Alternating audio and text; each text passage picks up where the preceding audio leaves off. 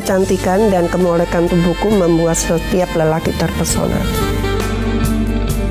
Tidak ada satu pria pun yang bisa menolak ketika memandang diriku, sebab kehadiranku selalu memberi gairah kepada setiap pria. Cantik sekali kamu, Tania. Udah lama nunggu, Om.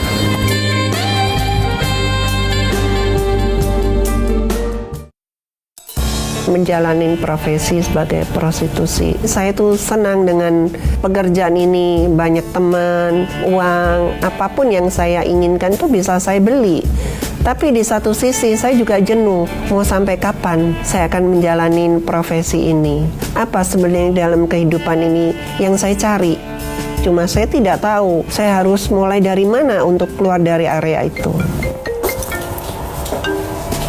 Halo? Halo Tania, Iya? jam 7 malam ya? Iya, aku pas datang kok. Ya, jangan telat loh ya Tania.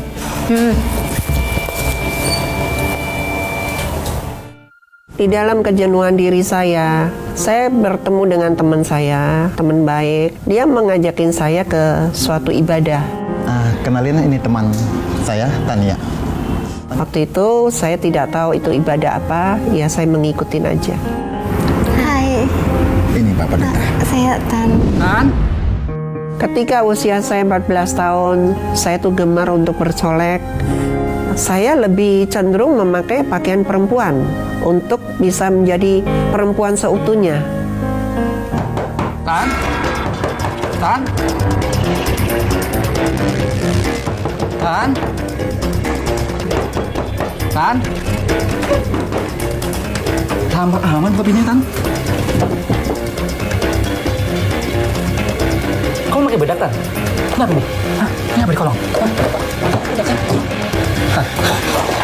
Tan, dengar ya. Kamu ini jangan bikin malu orang tua ya. Kamu ini pria bukan wanita. Bapak kecewa sama kamu. Pulpa. Papa saya melihat perubahan diri saya, udah mulai berani pakai lipstik, dan itu papa saya tuh tidak suka. Papa saya marah dan saya dipukulin tuh di situ. Saya bilang meskipun saya dipukulin sampai mati pun saya tidak akan bisa berubah. Saya merasa jiwa saya itu jiwa perempuan. Perempuan yang terjebak dalam tubuh laki-laki. Tania, kamu jangan ngelamun. Kamu lagi mikirin apa sih? Enggak mikirin apa-apa. Untuk firman Tuhan hari ini, karena hendaklah kamu saling mengaku dosamu dan saling mendoakan supaya kamu sembuh. Dan firman ini bikin hati saya juga berpikir, hidup saya udah benar nggak? Dan saya merasa saya itu masih ada sesuatu hal yang masih saya tutupin dalam diri saya. Jika kita datang ke hadapan Tuhan, yakinlah dan percaya Tuhan akan sembuhkan Anda dan pulihkan Anda dari segala dosa saudara-saudara. Kamu betul-betul keterlaluan. Hah? Kamu itu terlahir sebagai laki-laki kan? Saya udah tahu semuanya. Mas, dengar. Udah, cukup. Saya sempat menikah, tapi pernikahan saya tidak bertahan lama. Setelah dia tahu keadaan identitas saya yang sebenarnya, dia meninggalkan saya. Semua yang ada di tubuhmu palsu. Saya merasa sakit hati dan saya merasa hidup saya tidak ada artinya lagi. Masalah selalu datang dan doa adalah solusinya. Hubungi Sahabat 24 sekarang juga. Mereka menganggap saya itu adalah manusia beda. Kadang saya tidak bisa menerima keadaan diri saya. Tuhan, kenapa saya tuh mesti mengalami nasib seperti ini? Berpikir, kayaknya hidup saya ngapain ya? Dari saat itu, saya mulai mencari kekosongan dalam diri saya. Ada penyesalan dalam diri saya. Saya mau tanya, apakah Tuhan masih mau menerima hidup saya? Dari kecil dia merasa seperti Tuhan itu, kenapa Tuhan menciptakan saya dalam tubuh laki-laki, sementara saya merasa dalam diri saya, kata dia, itu adalah wanita. Tuhan tidak pernah berbuat kesalahan dalam Dia menciptakan. Tuhan menciptakan semuanya itu sempurna. Dosa itulah membuat identitas manusia menjadi kacau. Tetapi Tuhan, saya katakan, Dia mau memulihkan semuanya kembali seperti pada waktu Dia ciptakan secara sempurna. Waktu saya mendapatkan firman tentang identitas diri, di situ saya tuh sadar. Dan saat itu saya mau bertobat, melepaskan kesombongan diri saya, keangkuhan diri saya, keegoan diri saya. Itu harus saya lepaskan semuanya itu. Saya sudah melakukan operasi payudara, operasi kelamin, sampai saya pun juga udah nikah. Semua udah saya lewatin. Dan apa yang saya lakukan di masa lalu itu adalah identitas palsu saya. Identitas yang benar itu adalah sebenarnya saya adalah laki-laki.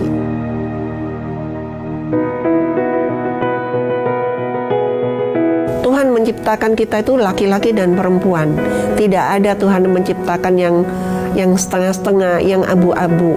Dan saya harus kembali lagi kepada ciptaannya Dia yang lama. Itu adalah identitas saya yang baru, manusia yang baru. Nama kecil saya dulu adalah Tanwinan. Setelah saya disahkan menjadi perempuan, nama saya adalah Tania.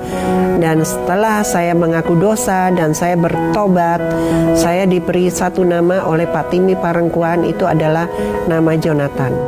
Dalam kehidupan saya menyesal dengan perbuatan dan dosa-dosa saya.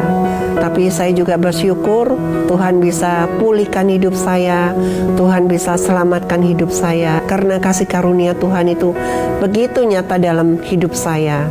Dan saya lihat perubahan yang sangat luar biasa pada orang itu. Dia mulai merasa jijik dengan apa yang dipakai pada waktu itu. Dia mulai kasih baju-baju lamanya dia. Dan luar biasa orang ini. Saya lihat memang kita ada di dalam waktu pemulihan segala sesuatu. Apa yang bagi manusia tidak mungkin, tapi bagi Tuhan itu masih mungkin.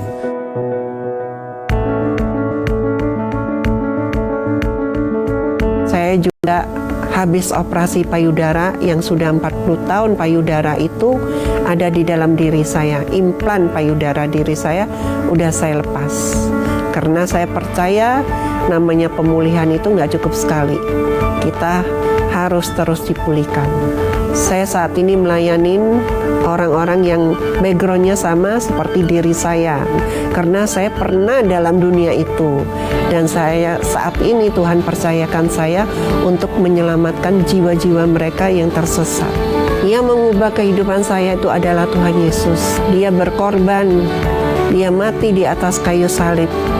Dan saya merasa hidup saya itu benar karena Tuhan yang membenarkan kehidupan saya.